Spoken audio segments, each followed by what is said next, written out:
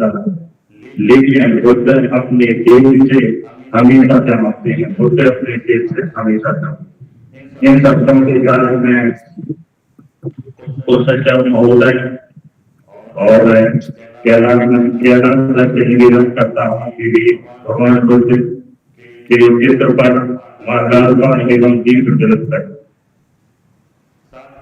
साथ ही कोई तरसे भी निवेदन है, साथ ही दर्शन के व्यवहार डॉक्टर संतोष से भी निवेदन है, प्रोफेसर आदरणीय प्रोफेसर मेहता सर से भी निवेदन है।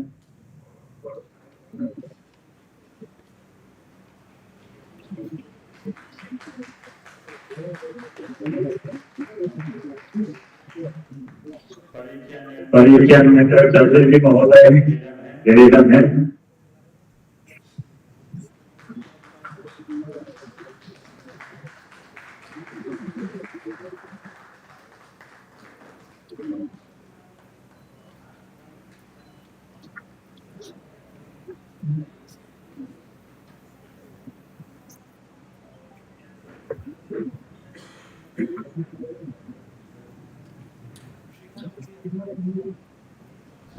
साथ ही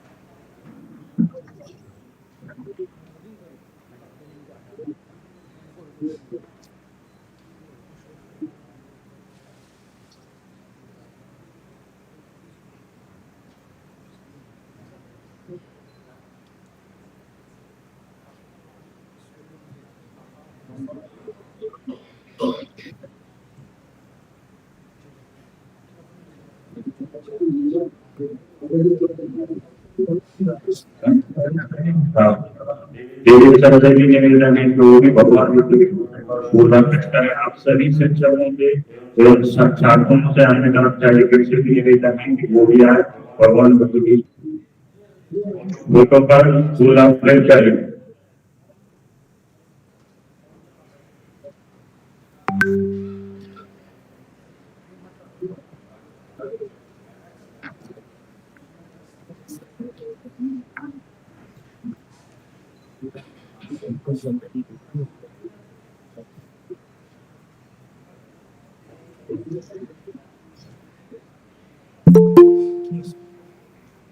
बहुत विभाग के शोधार्थी बच्चे सोवनी सी निवेदन है कि भगवान बुद्ध वंदना करा।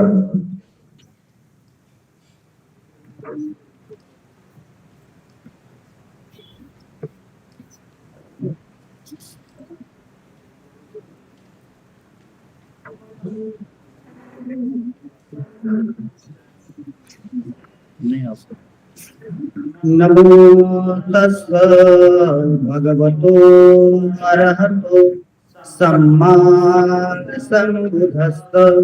नमो तस्स भगवतो अरहतो सम्मा सम्बुद्धस्स। नमो तस्स भगवतो अरहतो सम्मा सम्बुद्धस्स। इति पिसो भगवा अरहं सम्मा सम्बुद्धो विचाचरण संपन्नो सुगतो लोकविदु अनुत्तरो पुरुषधम्मसारथि सत्थं देवस्तुष्टानं बुद्धो भगवाति स्वाख्यातो भगवता धम्मो संदेशिको अकालिको यही पासिको पनाइको पक्षतं वेदिता बोवियो हेति सुपटिपन्नो भगवतो साधक संघो उजुपटिपन्नो भगवतो सावक संघो न्यायपटिपन्नो भगवतो सावक संघो समीचीपटिपन्नो भगवतो सावक संघो यदिदं चत्तारि पुरुषयुगानि अट्ठपुरुषपुद्गला एष भगवतो सावक संघो आग्नेयो दक्षिणेयो अंजलिकरणियो अन्वतपुर्यं खेतं लोकशान्ति सबकरणं कुशलस्त उपसंपदा सचित्तपर्योदपनम् एतं बुद्धान शासनं साधु साधु साधु।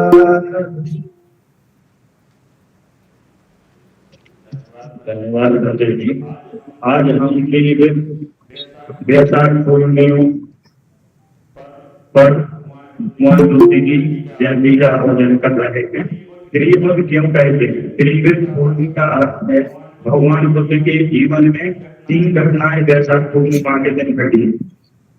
पहले 563 ईसा पूर्व में कपिलवस्तु के लुम्बिनी वन में भगवान शाकुंतली का जन्म हुआ।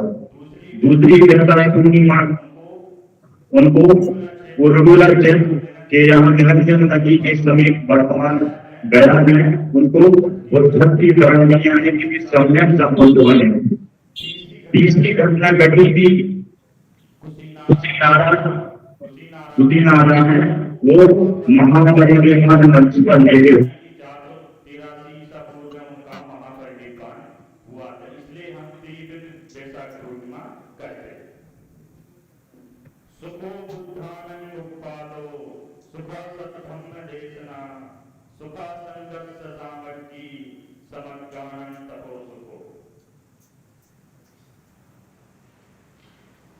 बुद्धों का जन्म लेना ही सुखकर है, सद्धर्म का उपदेश ही सुखकर है, संघ में एकता ही सुखकर है और एकता होकर ही कार्य करे।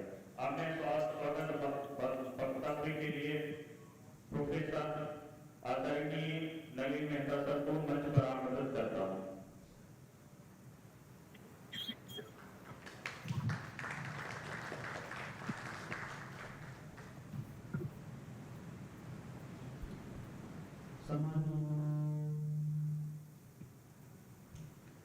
सम्मानीय मंच, आज ये बड़ा हर्ष का विषय है ताकि विश्वविद्यालय परिवार में हम लोग यहाँ पर बुद्ध पूर्णिमा के उपलक्ष्य में एकत्रित हुए हैं और ये हमारे लिए गर्व का विषय है कि हमारे बीच में जो आज मुख्य वक्ता हैं वो हमसे विश्वविद्यालय से परोक्ष और अपरोक्ष दोनों रूप से जुड़े हुए भी हैं और वे हैं प्रोफेसर दिलीप कुमार मोहंता जी।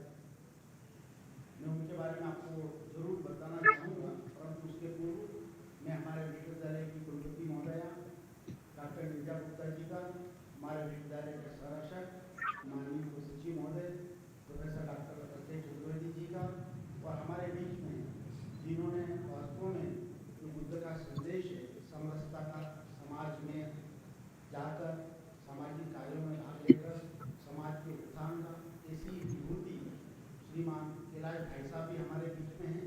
हम सभी का करतल ध्वनि से एक बार जोरदार करतल ध्वनि से स्वागत करते हैं। Let me have this privilege to introduce before you Professor Dilip Kumar Mohanta ji.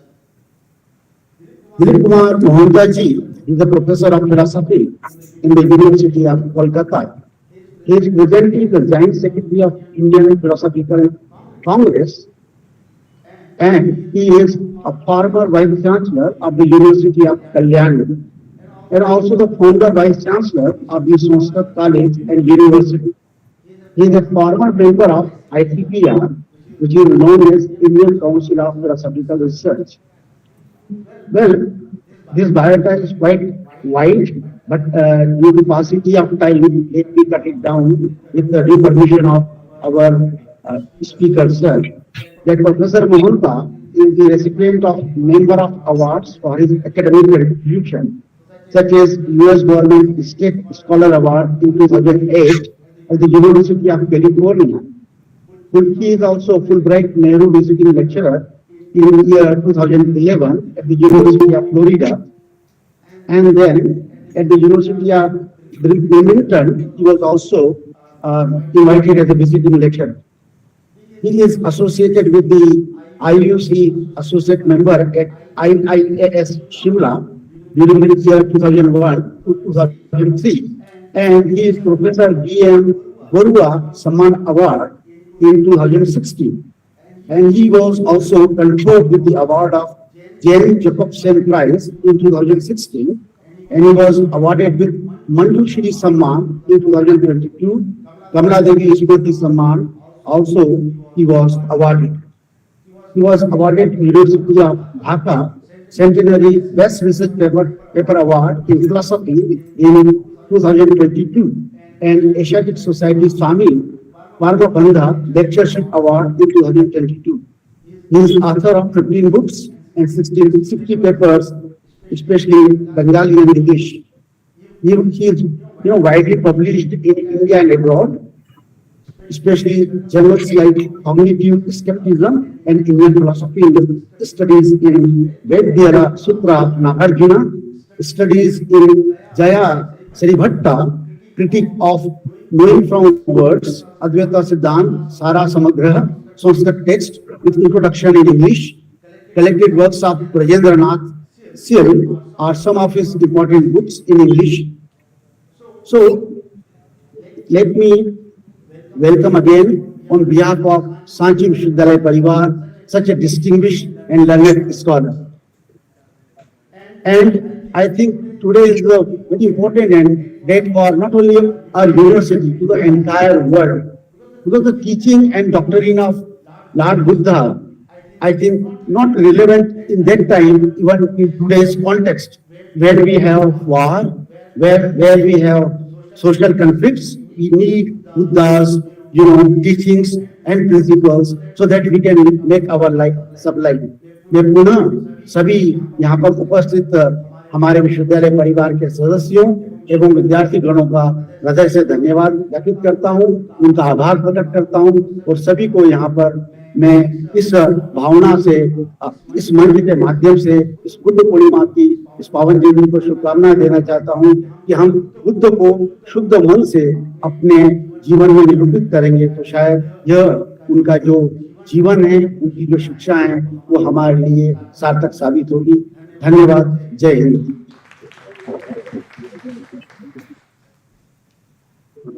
धन्यवाद सर। आदरणीय प्रोफेसर दिलीप कुमार से निवेदन है, आप अपने वक्तव्य से हम सबको लाभान्वित करें।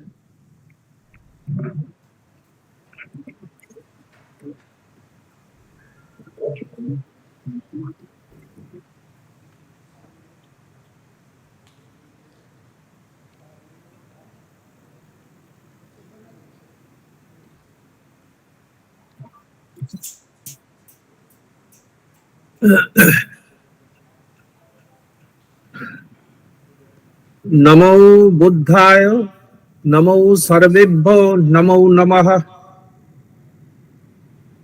Most Honorable Vice Chancellor of Sachi Buddhist-Indic Studies Universities, Professor Niraja Gupta ji,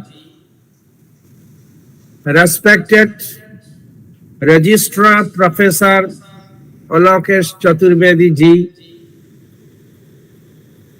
very beloved coordinators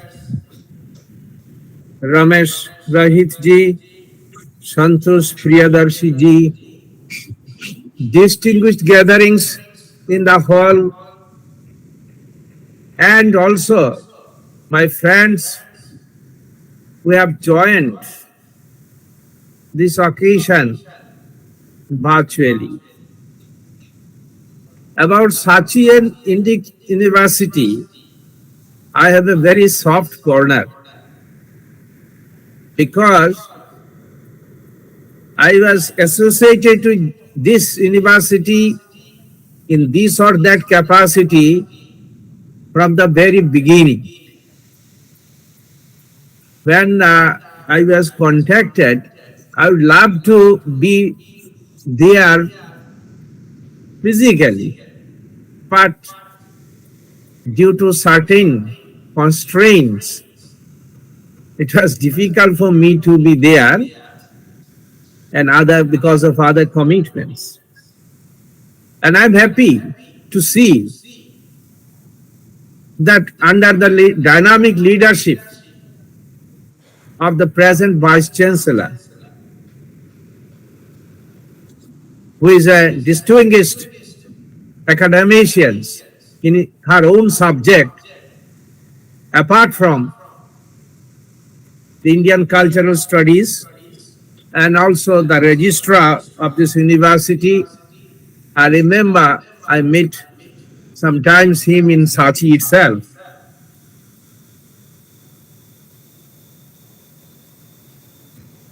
What actually I am going to tell is not very important. You know, I am not going to tell you anything new. Rather, what should we read Buddhism today? This is important. Friends, more than 2,500 years ago, a teacher came in our country. A teacher was born who said the goal of life is to be happy. Then how to become happy? We are very unhappy. We suffer. Suffering is not a concept. Who said suffering is a fact of life. I'm sorry to say, when I see the English translations of Sarvam Dukkham or Dukkha as the concept of suffering. But you see, it is a fact of life.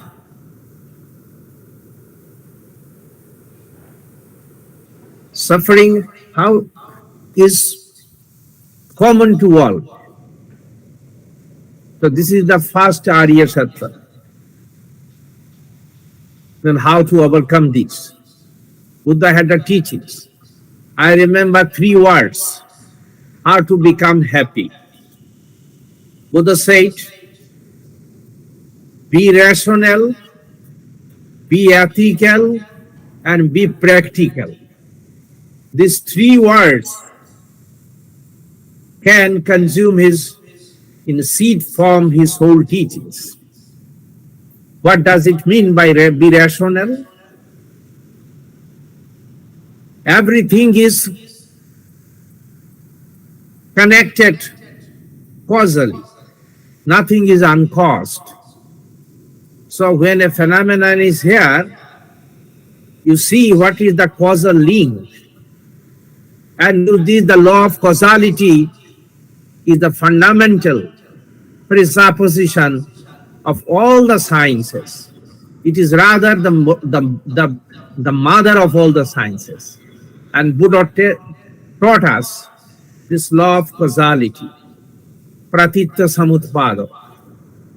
Depending on something, something arises. So happen sufferings. If we can address the cause of suffering, then we can eradicate suffering itself. A robust optimism, a philosophy of hope for humanity. Now someone is very much rational. very much critical. Can he be happy? No. This rationality concept is a necessary condition for to become happy, but not a sufficient condition. Why? Because the clever people who have enough rationality, who can analyze anything, who can even prove something as true, which in fact is not true. That is why the second condition is introduced. This is morality, ethics, and these are there in the Shila Tattva. What to be done, what not to be done. So with rationality, Buddha linked morality. This is not also enough. He introduced another condition, the condition of practicality. You must be practical. So we know John Dewey is the pragmatic philosopher in the last century in USA. But see, long back, 2005 years ago, in our country, the teacher was introduced the philosophy of pragmatism. Therefore, he advised, don't speculate, because he discarded on speculative philosophy, which has no relevance to society. So Buddhist philosophy is scientific, Buddhist philosophy is ethical, and Buddhist philosophy is practical. How it is? How we can deal with this? What is its relevance? The question before us today is how to contextualize it. As said by Vivekananda, we have all high, lofty philosophy, but we do not apply it in our life. So even in interpretations of Vedanta, he said, practical Vedanta. Vivekananda also said, which is not supported by science and reasoning and associated with religious ways of doing. The early it is discarded, it is given up, the better it is. Am I audible? Am I audible? Okay, thank you.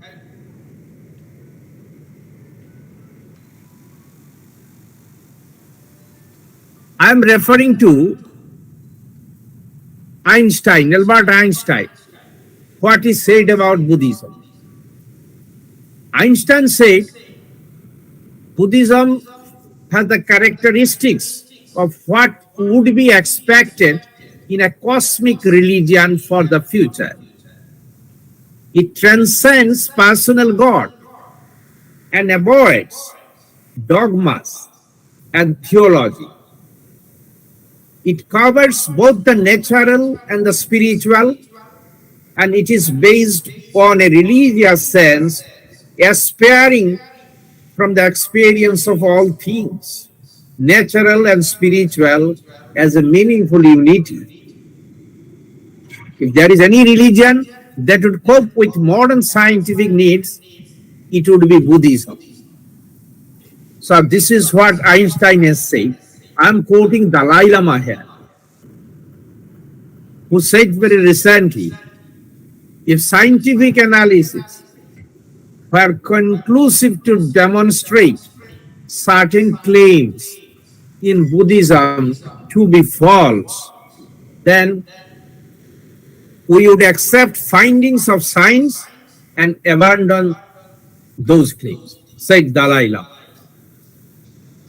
Very recently, in International Buddhist Summit, our Honorable Prime Minister, Sri Narendra Modi ji, calls Buddha Dharma as a religion of peace and coexistence among man, animal, and plant worlds. As you know, Asia is an area where Buddhist countries are majority. The populations, the Buddhist populations is higher than any other. So our Prime Minister was advocating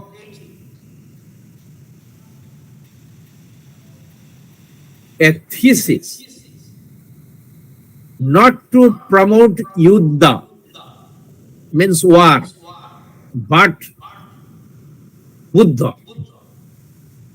Not yuddha, but Buddha.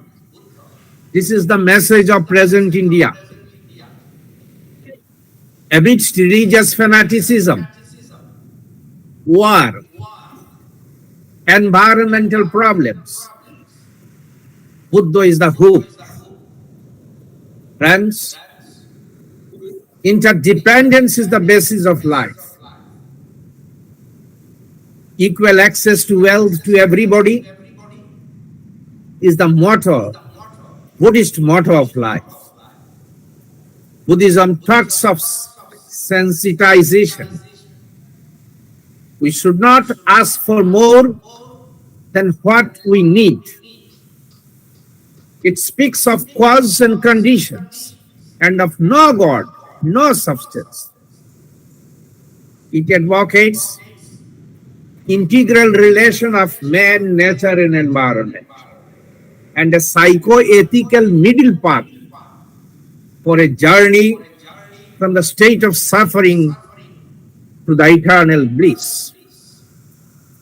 Now, if you think too much of past, friends, you will have depression. If you think too much about future, there will be again frustration. So concentrate on the present. This is what is said in Buddhist philosophy. Your present difficulties are the creation of your poor, unintelligent actions based on merely speculations. Now you have the opportunity to create a better future for yourself. There is no room for all-round pessimism and skepticism. Atma Deepa Bhava, be the light to yourself.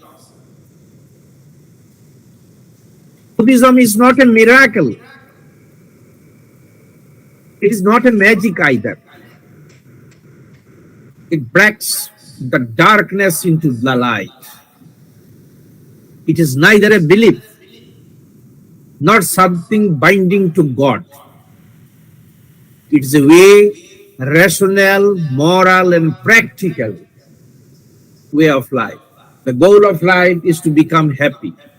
Sabbe Sukhina Hantu. It is considered as the best doctor for both physical and mental health.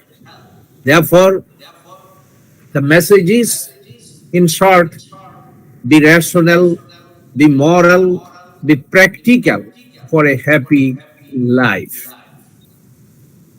Now, obviously, question comes, yes, what Buddha taught? Does it contain any principle for Sushasana, good governance? You know, everything is the political justice is the main force for development of humanity. Whether your political system is sound or not, this is very important. So what Buddha said, some of my friends also several times questioned me that your Buddhism is a great philosophy. Does it have any political philosophy? Does it have anything relevant for our present political crisis in our national level or in an international level. Friends, so far as my little knowledge goes to Buddhist canonical literature, my answer is positive, very positive. Today, I shall mainly try to concentrate on these Buddhist principles of Sushasanam, and you'll find that these principles are very relevant for good governance today. All of you know Digha Nikaya in the canonical literature. We see a discourse named the Lion's Roar of a Universal Monarch in Pali Chakravarti Singhanada Suttanta, where we come across some discussions on good polity. It refers to a universal monarch coming after a long line of monarchs whose authority rested on their being righteous, dhammika, who decided to rule the people according to their sweet will. So the good ruler always keeps in mind that addressing to that what people want to satisfy his subjects, not the satisfaction of the ruler, but the satisfaction of the ruled. This is the ideal prescribed in Buddhist political philosophy. Friends, for your information, earlier we, because of the Western historians, that the notion of Lokatantra came to India from all over the world and from Greek. But now the modern historians of culture, they are saying that the reverse is true. And in Athens also, I met some friends who said, yes, it was from India originally. I'm giving you some bird's eye view of this. It came into being for addressing issue of breaking down of law and order in the kingdom. Then, in consultation with the ministers and counselors, the king was advised to institute righteous means of security, protection, and guard for common people, to take all measures to improve their economic conditions. So it is the duty of the ruler to improve the economic conditions of the subject. How to do it? He should depend upon the ministers and the experts. So the administration should run by the advice of the experts. For Buddha, unequal distribution of wealth causes evil of unrest in society. Buddha thus teaches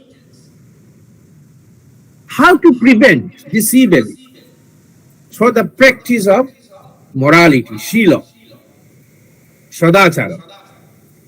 There is a shila called Odatta Dano Viramani Shiksha Padam Samadhyami. It says it's a part of education. What is not due to you, you should not accept it.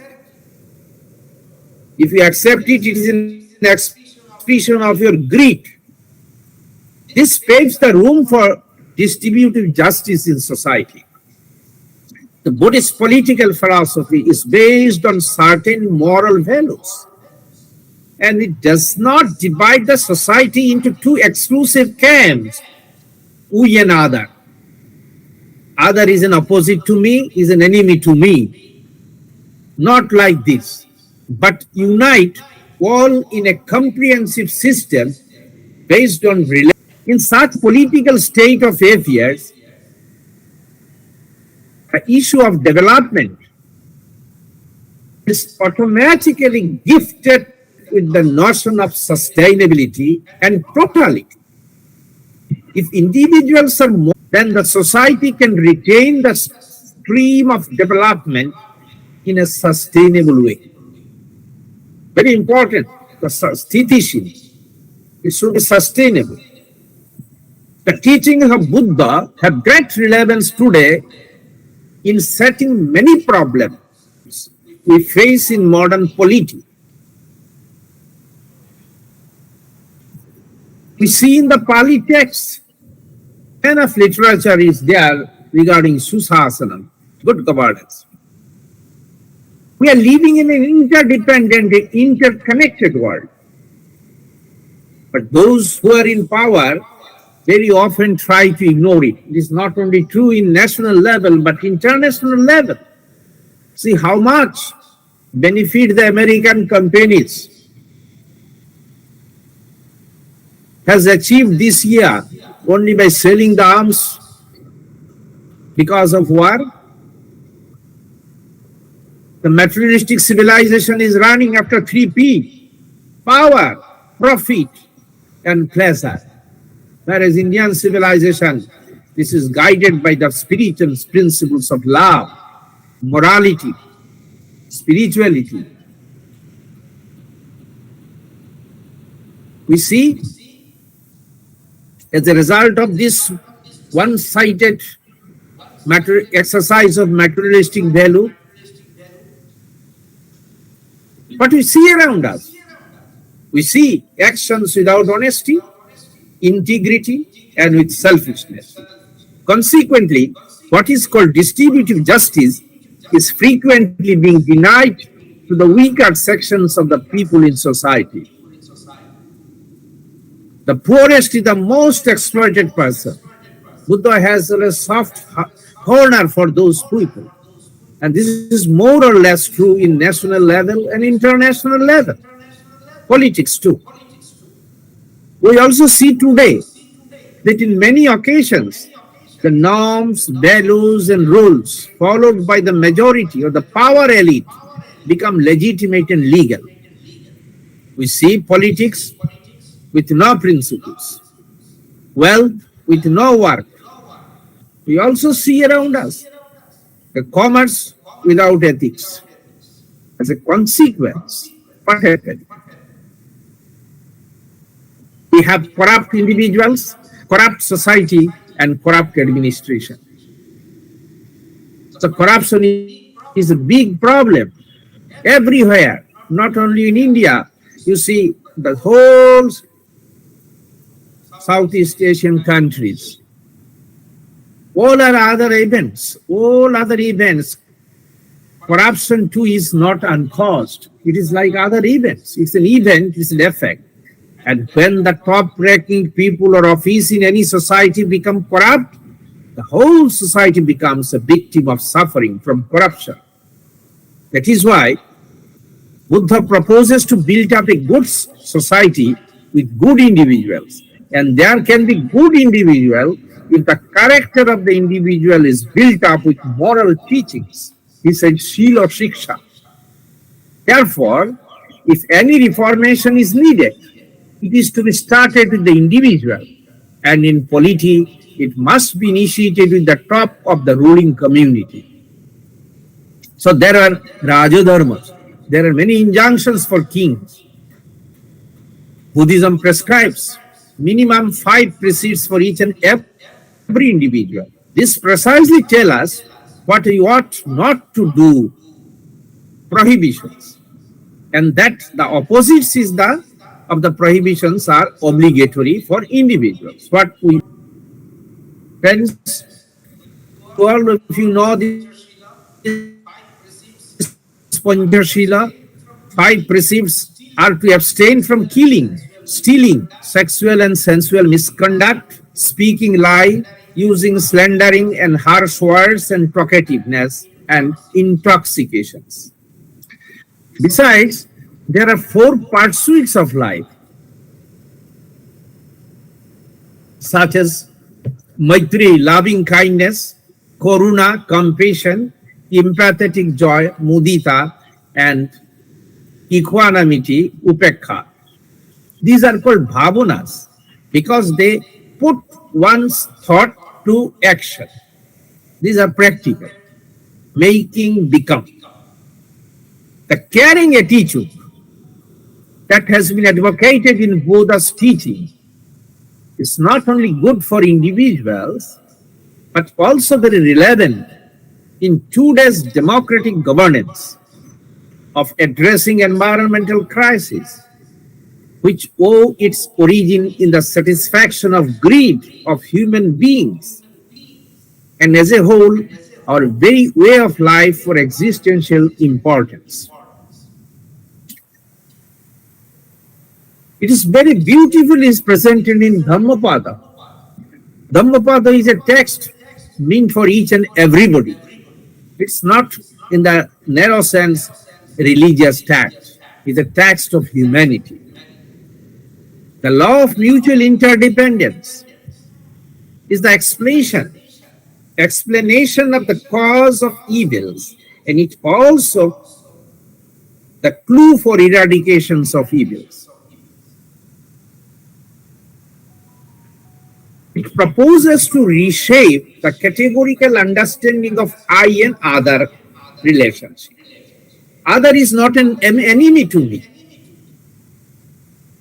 Other is not as mutually exclusive, but as a complementary, I and other are complementary to each other.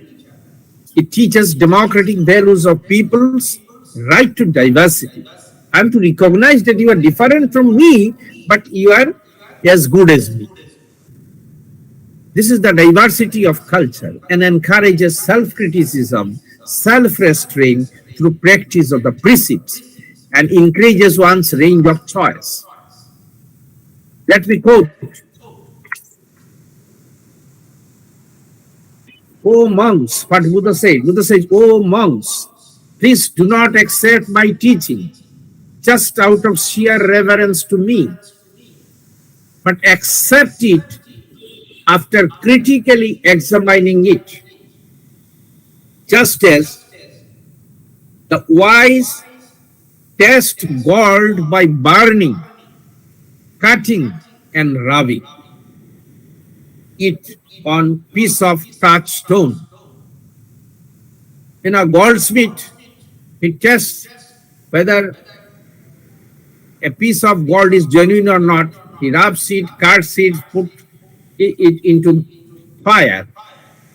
So, but Buddha asks his disciples not to accept just out of sheer reverence to me, blindly, dogmatically, but cross-examine it. If you are satisfied, then only accept it.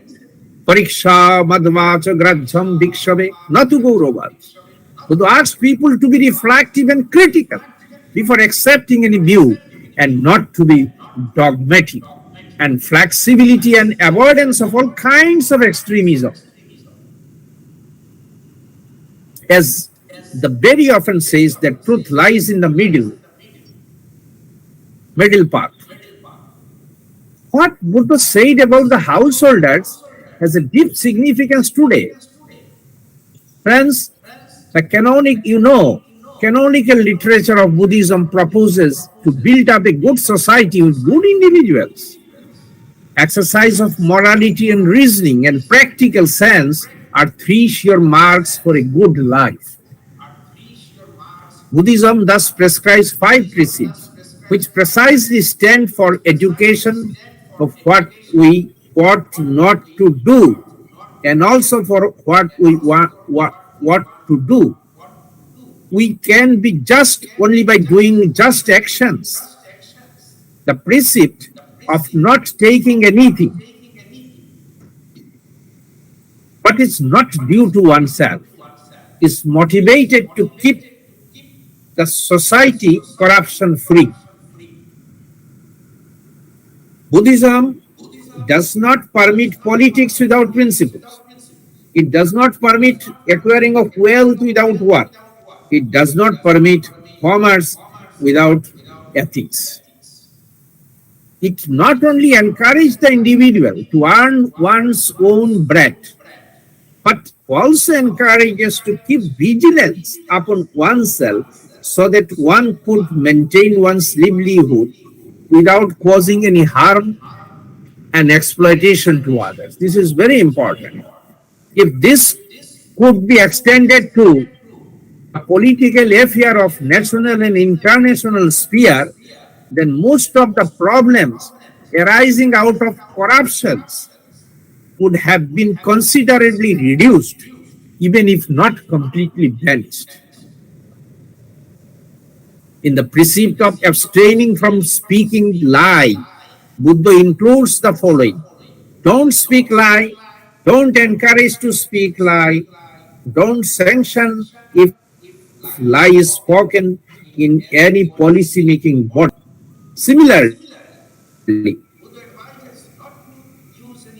Buddha advises not to use any harsh and slandering speech, not to encourage any such speech, and also not to sanction any such speech. You know, many people are very sadist.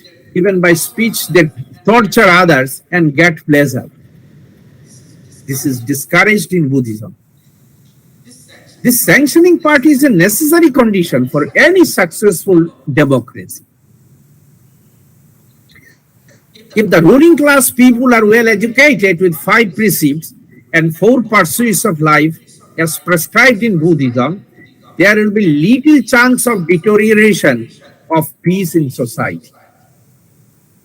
Because speaking untrue, etc., creates discourse among people and making one's another's foe by distorted or doctored speech. So avoidance of speaking untrue, slandering others, avoidance of harsh speech and talkativeness or irrelevant speech, this purifies our character. Now, on the positive side, there is a positive side. What side? What to do? It speaks of one's obligation for maintaining mutual trust, cooperation, and understanding among individuals, groups, communities, and at large among humanity. Again, precept is not taking what is not given or due to oneself. Simply not stealing is a very important moral precept. It does not sanction any kind of deceptive practice like bravery, dishonest, earning, etc., nor sanction anything illegally in favor of any person. In positive side, it suggests paying respect for others' right and possession. It helps the society to maintain integration, reduces inequality among members. Practice of this precept helps to keep the society free from corruption at large. So the administration should very strong punishment to the corrupts. This is the duty of the administration. They cannot, sanction corruption. Abstention from the excessive possession by dishonest means keeps the society corruption free. And in this in turn help in its development and progress. So corruption is a very, very important issue even today. It's more, and that can also be addressed from Buddhist political, from insights from Buddhist political philosophy. The precept of not killing negatively implies non-injection of the value of others' life. You can take as much as you need, but you have no right to take out of greed.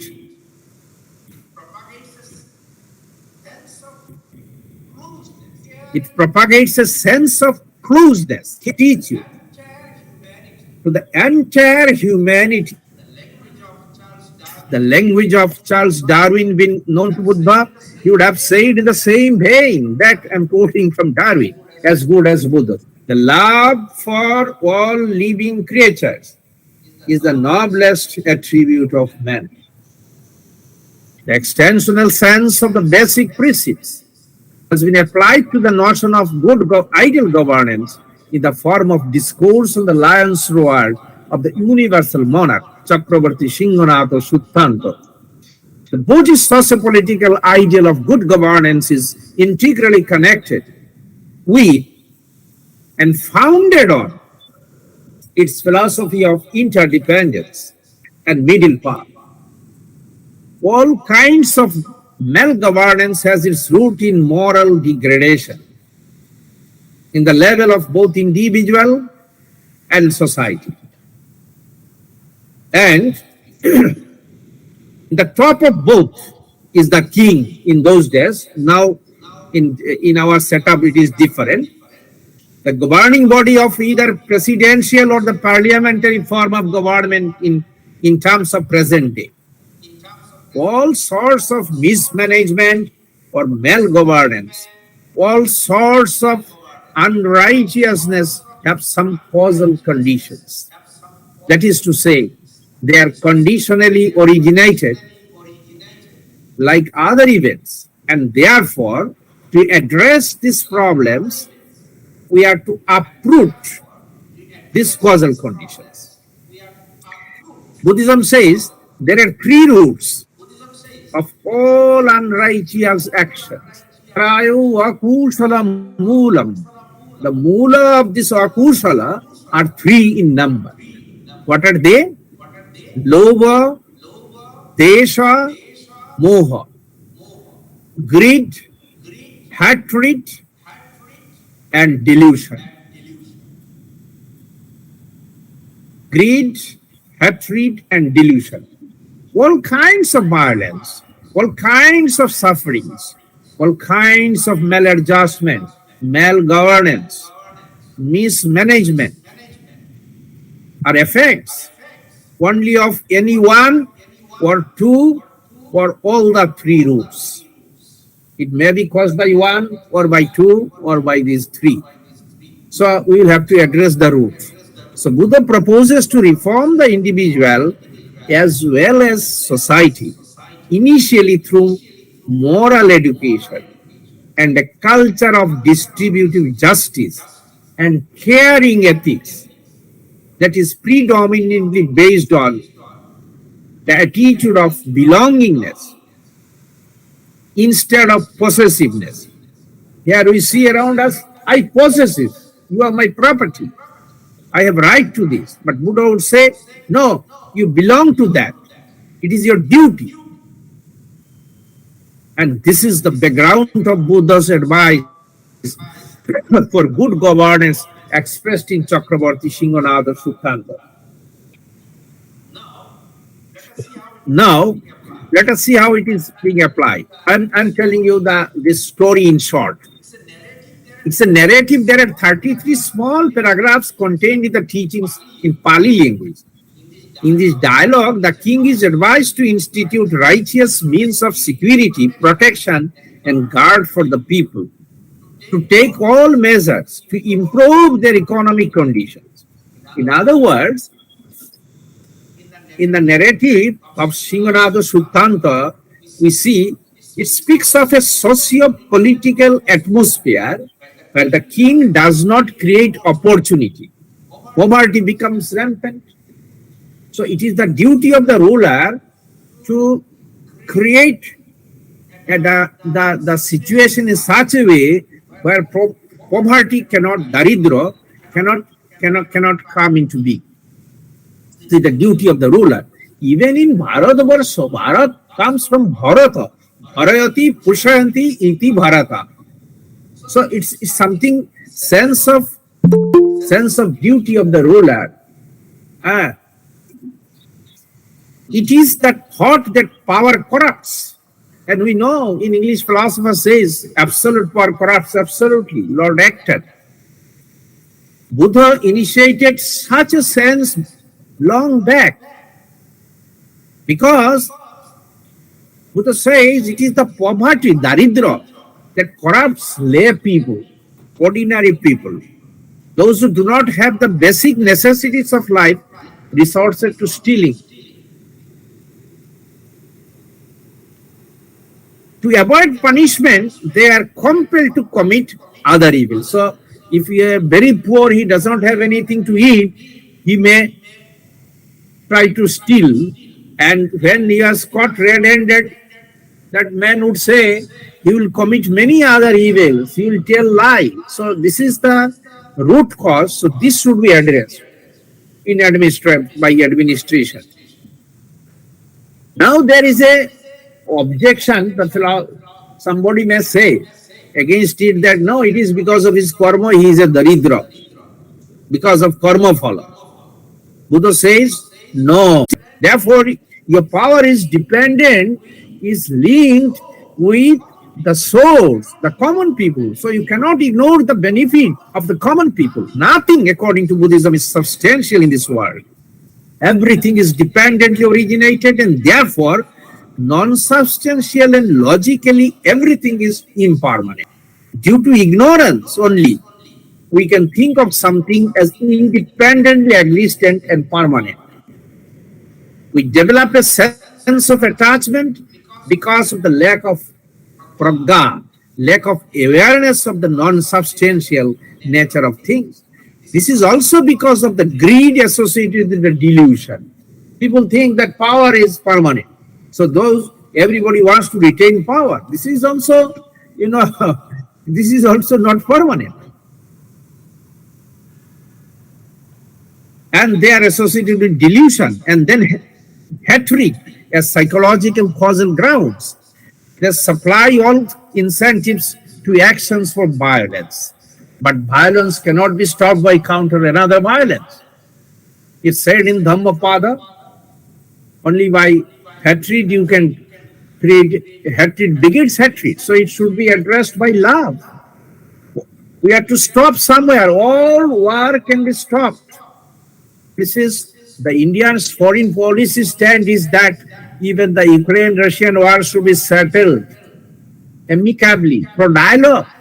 And this is actually the representations, I should say, the Buddhist political philosophy as narrated here. So story is that a man was caught red-handed by the king's guard for stealing something, and he is brought to the king. Hearing from the person kept red-handed for stealing, that because of lacking of basic amenities of life, he has been compelled for stealing.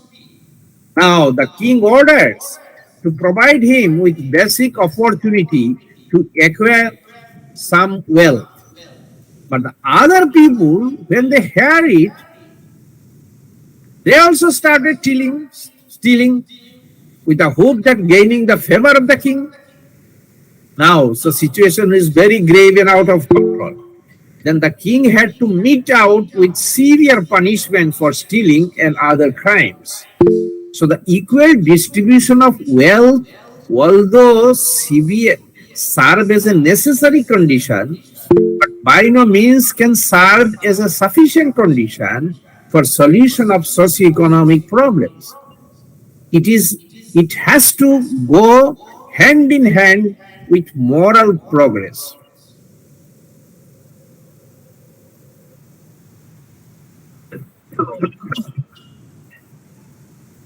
So, good governance does not only mean economics, but also principled politics.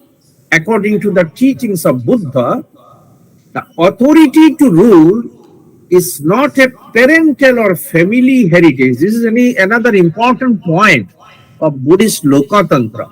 Rather, it has to be earned.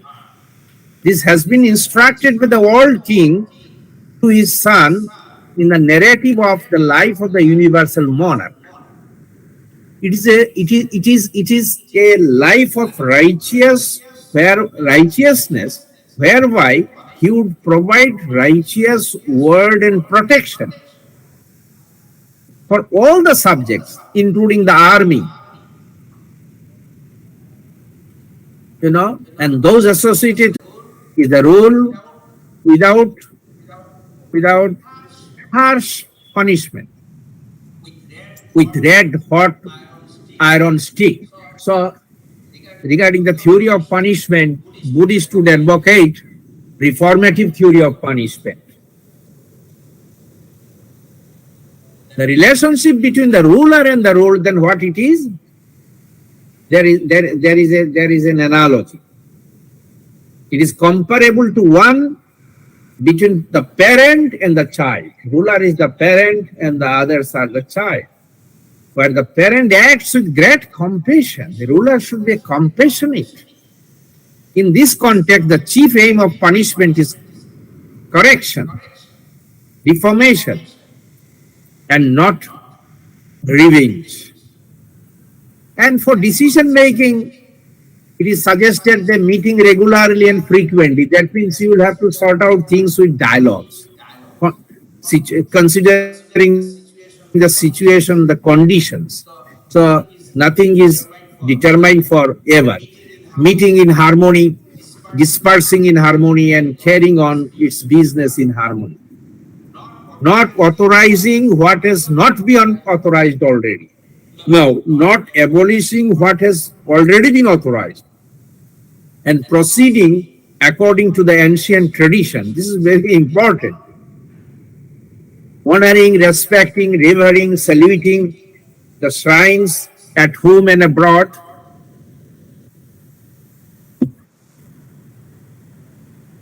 Yes, please.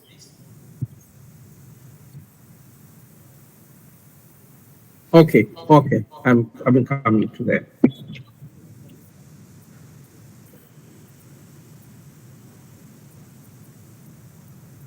So, what the teaching of Buddha can have great relevance in setting some problems we face even in our modern polity. And it seems to be a precursor of democratic values we need today. The socio-political philosophy is based on the attitude of belongingness, as we said, instead of possessiveness, service instead of ruling, duties instead of rights. And in case of development, it would speak of sustainability and totality. It helps to reshape the categorical understanding of I and other relationship, not as a mutually exclusive, but as a complementary to each other's. And principles are followed in a democratic setup or in a kingly setup, the society would be better. And we have seen that what Buddha said regarding Sushasanam, the socio-political philosophy, is not only relevant for those days, but it is quite relevant even for our time. Buddha's teaching can serve as a philosophical foundation for propagating good international relation also. And this is the nature of Raja Dharma, the ideal of good governance according to Buddha. So this is in short what I wanted to say. Thank you so much for your patience. Namaskar.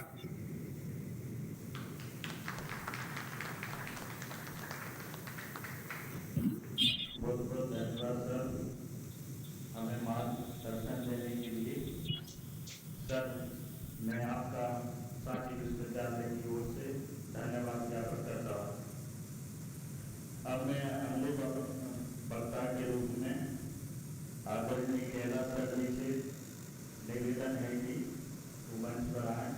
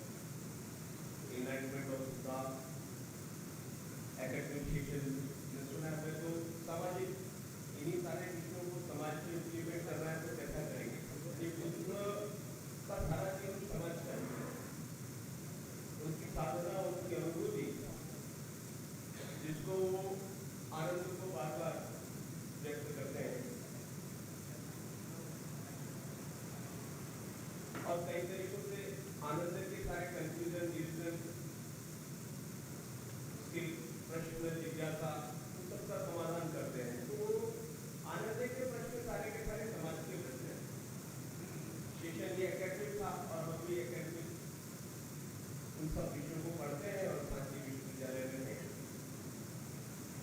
तो इन सारी शिक्षाओं की teachings या आज समाज की आवश्यकता, उसकी कोऑर्डिनेशन, समन्वय,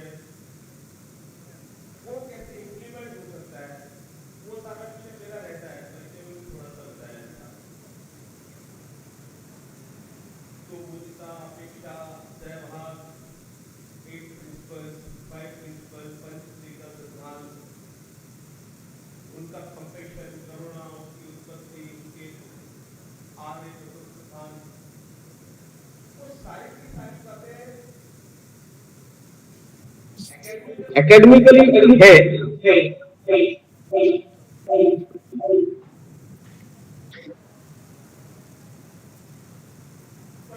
पर वर्तमान में समाज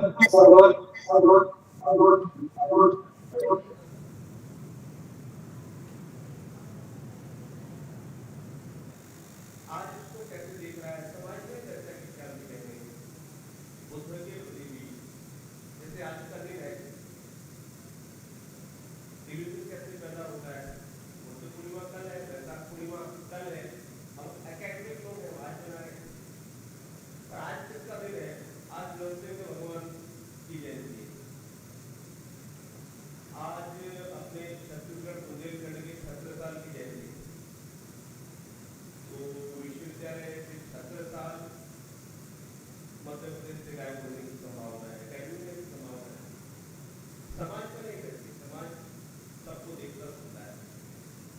एकेडमिकली हम एक जगह फोकस होते हैं कि कुछ एकेडमिकली निकालना होता है और उसका एक लॉन्ग एस्पेक्ट होता है, लंबा प्रभाव समाज राष्ट्र की जरूरत पड़ता है। लेकिन समाज सबको लेकर चलता है, सबकी चर्चा करता है। वो नरसिंह अवतार की भी करता है, बुद्ध अवतार की भी करता है। एक समय में सबकी चर्चा है। वो काल को बांटता नहीं, व्यक्ति को बांटता नहीं, महापुरुषों को बांटता नहीं, सबकी चर्चा एक साथ। वो अपनी नजर से भी बुद्ध को देखता है, आनंद की नजर से भी देखता है। और उस समय से पहले से लेकर अब तक हुए सब जो दृष्टा रहे हैं, काल है, सबकी नजर से देखता है, उसको समझता है। तो बुद्ध की शिक्षा की आज समाज की बातों से जरूर है, बहुत सी चर्चाएं करता है। तो 2000 साल पहले भारत में यानी बुद्ध को 2586 वर्ष पूर्व जन्मे, 2586 वर्ष पूर्व।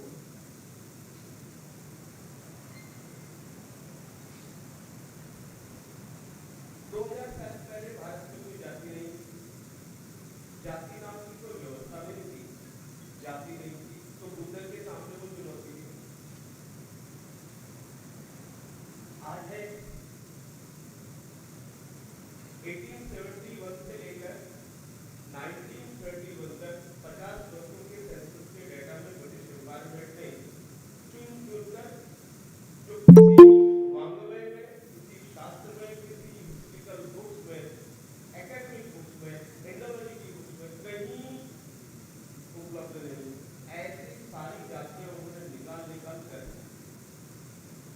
आज 5000 जातियों की चर्चा हम कर रहे हैं। यानी बुद्ध और वो काल से परे वर्ण व्यवस्था उस समय रही होगी, थी, अच्छी थी, आज वो बची नहीं। उसकी चर्चा है, उसको स्टैब्लिश करने की भी कोई आवश्यकता है। तो बुद्ध की टीचिंग्स और वर्तमान जो सोसाइटी है, समाज है, इसकी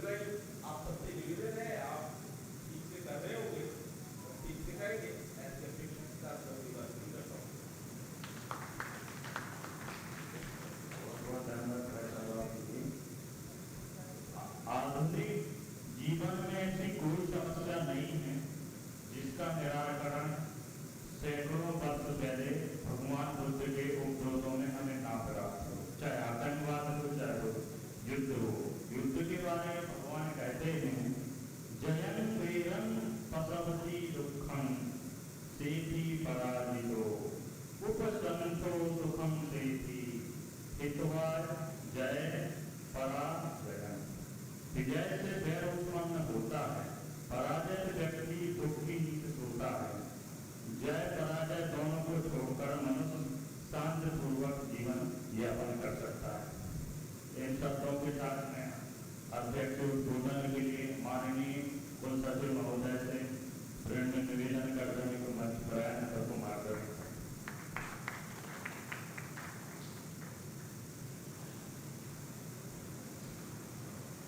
बहुत बहुत धन्यवाद।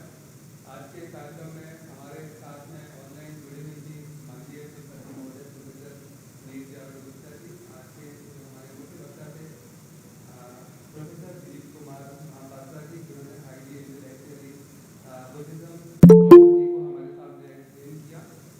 आज के हमारे साथ में जो हमारे वक्ता के रूप में और हमारे साथ जिनका सानिध्य प्राप्त हुआ माननीय कैलाश जी हैं, जो सामाजिक क्षेत्र में जो इन्हीं सिद्धांतों को लेके दृढ़ रूप से कार्य करते हैं, उनका भी आज हमें सानिध्य प्राप्त हुआ है। हमारे साथ में रमेश रोहित जी हैं, जो नियोजक में राज्य कार्य के संतोषी दर्शी जी भी हैं, सिंह साहब हैं, वैदिक जी के CEO जी हैं, सुरेश जी हैं, पांडे जी हैं, और सभी हमारे जो अधिकारी हैं और कर्मचारी बंधु सभी लोगों ने पद पालन से विमर्श किया है।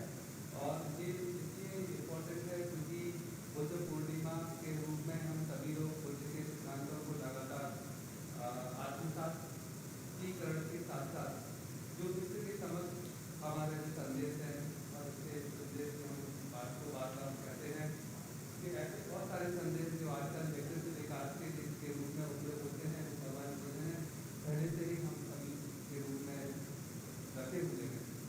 जब डॉक्टर बाबा साहेब भीमराव अम्बेडकर के समझ से प्रश्न आया कि भाई उनके पास तो बहुत सारे लोग विचार रहे थे कि हमारा इस्लाम स्वीकार कर दो, जो कोई बोला क्रिश्चियन बन जाओ, ऐसी बहुत सारी चीज़ें हो रही।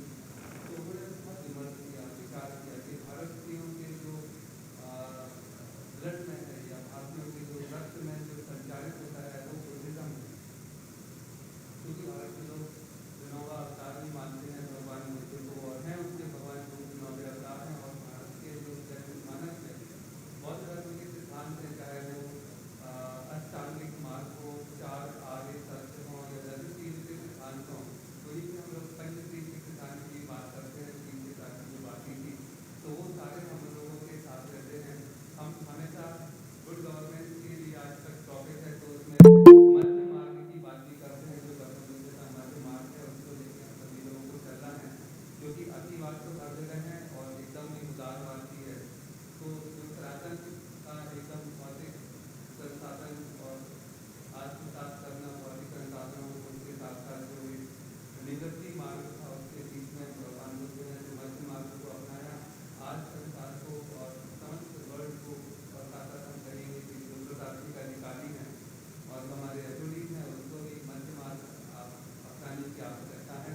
क्योंकि हमने अतिवाद देखा है, संसार में देखा है कि भगवान बुद्ध की मूर्ति को तोड़ दिया गया, चोट लगा दी, और कई बुद्ध की मूर्तियों को तोड़ दिया गया। और बुद्ध से बुद्ध परस्ती और बुद्ध शब्द जैसे संस्कृति के लोग जो हैं वो हम सब ऊपर आरोप कराने लगे कि यहाँ पर बुद्ध परस्ती है। बुद्ध परस्ती मतलब बुद्ध की पूजा करना, क्योंकि मध्य एशिया में बहुत ज़्यादा भगवान बुद्ध की पूजा करते थे। तो ऐसे अतिवाद को भी हमने देखा है, इन सबसे मार हट के हम जो भगवान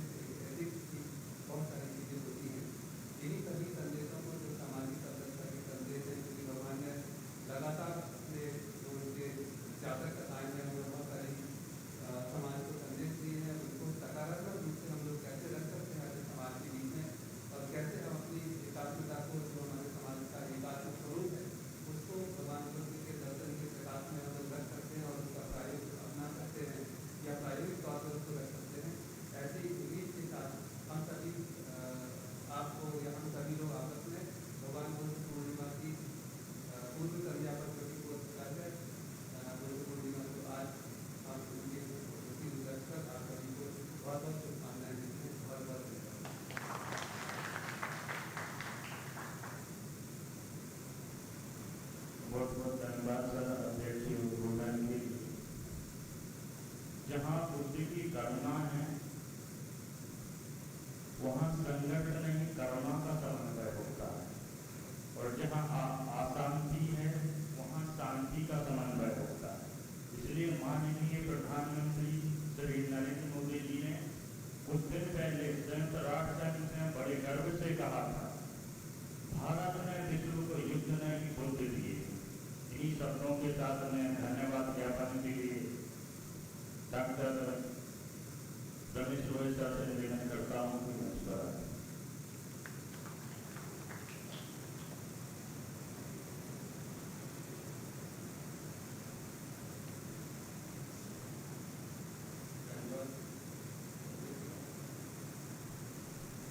आज हम लोग श्रीमद् पावन पर अध्ययन करेंगे। तो मुझे धन्यवाद ज्ञापन हो गया है। योगा का पूरा प्लान बताया धन्यवाद ज्ञापन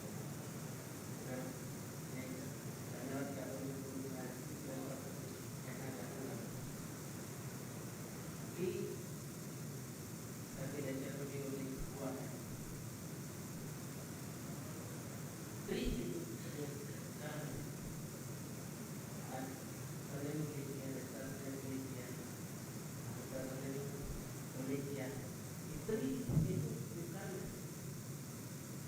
उसको समझना और कुशल रूप से समझना ये बहुत जरूरी। एक अकुशल करने से लोग हो गया, मोह हो गया, द्वेष, और इस द्वेष की वजह से व्यक्ति में समाज में कोई जब पैदा होता है तो जो अहिंसा प्राप्त आ जाता है, तो अगर इन तीनों को कुशल के समझे तो इस प्रकार की समस्या समाज में समाप्त होगी। तो इस व्याख्यानों में देखने को मिला। सर्वप्रथम मैं को वक्ता के रूप में प्रोफेसर मेहता सर का अनुवाद करता हूँ, धन्यवाद देता हूँ। उन्होंने अपने विचार हमारे बीच साझा किए। आपका बहुत बहुत धन्यवाद सर। उसी कड़ी में दूसरे वक्ता के रूप में हमें लाभान्वित हुए सर महोदय कैलाश महोदय जी, जो उन्होंने हमें मार्गदर्शन दिया। सर आपका भी बहुत बहुत धन्यवाद। विश्वविद्यालय के पति महोदय जो ऑनलाइन माध्यम से हुई हैं, उनके माध्यम से ये कार्यक्रम संचालन हुआ। मैं उन्हें भी धन्यवाद ज्ञापन करता हूँ। 10-50 हमारे दोस्त जी महोदय जो आज प्रोग्राम के अध्यक्ष, सर आपका बहुत बहुत धन्यवाद। आपने हमें मार्गदर्शन दिया कि जो हमारा शिक्षक वर्ग है या हमारे कर्मचारी वर्ग है उन्हें मध्य मार्ग जीवन सर आपका बहुत बहुत धन्यवाद। आपने मार्गदर्शन दिया है। समस्त शिक्षक उनका भी मैं यहाँ धन्यवाद ज्ञापन करता हूँ। वो यहाँ पर हुए और हमें समय दिया, उनका भी धन्यवाद। मैं धन्यवाद देना चाहूँगा हमारे कर्मचारी पर, अधिकारी पर, शोधार्थी पर, इनका भी धन्यवाद